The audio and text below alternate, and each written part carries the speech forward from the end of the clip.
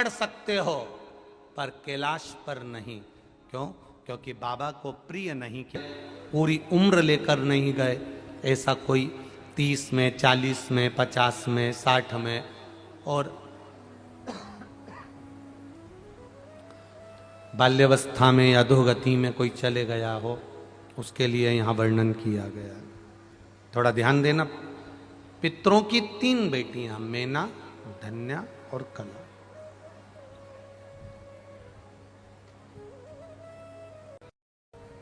सनकादिक ऋषि एक जगह पर बैठकर तप साधना कर रहे थे, भगवान की विरल भक्ति में बैठे हुए थे, शिव तत्व में डूबे हुए थे। अब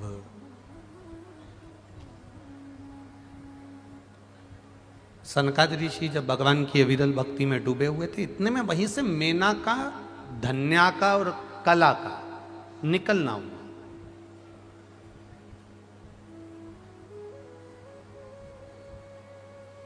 इस कथा पर थोड़ा सा, एकांतेश्वर महादेव की इस कथा पर जितने लोग आस्था चैनल पर सुन रहे हैं और जितने लोग फेसबुक यूट्यूब पर सुन रहे हैं और जितने लोग इस पंडाल में सुन रहे हैं और इस पंडाल के बाहर रोडों पर बैठ बैठ कर, दुकानों में बैठ बैठ कर जितने लोग सुन रहे हैं, जरा ध्यान लगाकर सुनना कि अधोगति में जो मर जाता है, गर्भ से लेकर अचानक जिसके प्राण चले जाते हैं, उस तक के जीव की गति सुधारने के लिए शिव तत्व को कैसे जाने।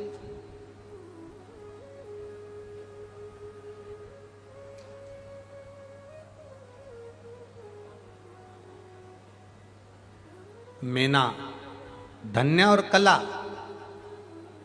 सनकादिक ऋषि जहां से बैठे तप कर रहे थे, वहीं से इन तीनों का निकलना हुआ। अब इनके जो वस्त्र थे वो बड़े, उसमें माणिक, मोती, रतन सब लगे हुए।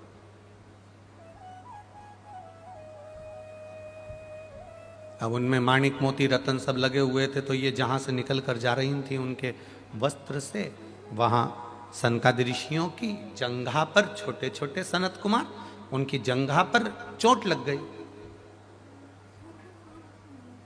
अब जंघा पर जब चोट लगी, सनत कुमार एक बार मेना जी निकल कर गई, चोट लगी, कुछ नहीं बोले।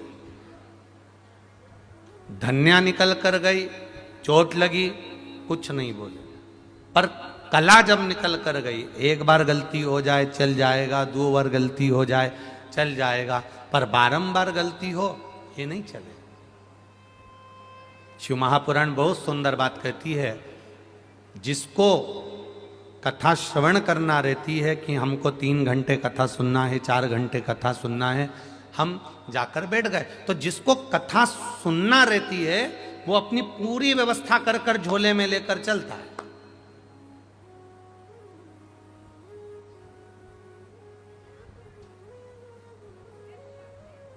और कई कई ऐसे रहते हैं कि साहब थोड़ी देर सुनी, अब देख लिया कि अब मालूम पड़ा 2 बजे कथा चालू हुई है, सब जनता उठेगी, 4 बजे सब चले जाएंगे तो ट्रैफिक जाम ना हो जाए, उस चक्कर में वो मालूम पड़े 3, साढ़े 3 बजे से ही धीरे से उठूं उठूं उठूं उठूं, और मालूम पड़े जितनों का मन कथा में लगा हुआ था उन सबको पांव से कूचते, कपड़ों से कूचते, हाथ पैर लगाते, दमोचते, कंधे पर हाथ, पांव पर हाथ रखते रखाते, जैसे तैसे निकलकर बाहर। शिव महापुराण एक बहुत सुंदर बात कहती है, तुमको जल्दी जाना है तो सबसे आखिरी में बैठो, सबसे पीछे बैठो, आखिरी में जाकर बैठो, वहीं की वहीं उठे, वहीं की वहीं चल। अपने शरीर के द्वारा किसी को चोट ना पहुंचे, अपने शरीर के द्वारा किसी को लगे ना। शिव महापुराण की एक बात अपनी जिंदगी में जरूर उतारना कि हम जब महादेव को जल चढ़ाते हैं, जरा समझिएगा, बहुत सावधानी से समझिएगा। शिवलिंग है,